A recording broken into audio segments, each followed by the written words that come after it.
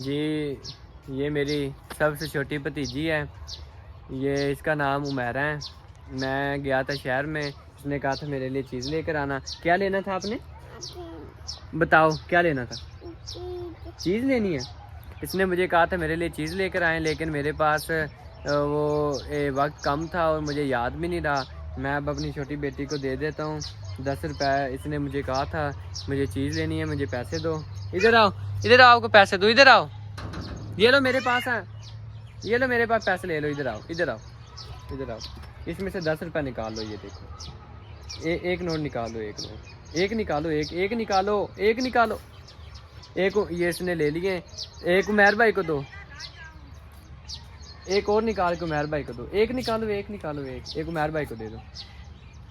उमैर भाई ने भी ले लिए हैं, उमैरा ने भी ले लिए। ठीक है, क्या लोगे आप दुकान पर जाकर? चीज़ लेनी है आपने? क्या लेना? उमैरा आपने क्या लेना? चीज़ लेनी है। एक पारी करो मुझे, पारी करो, पारी करो मुझे, पारी। ठीक है जी, अल्लाह हाफिज़।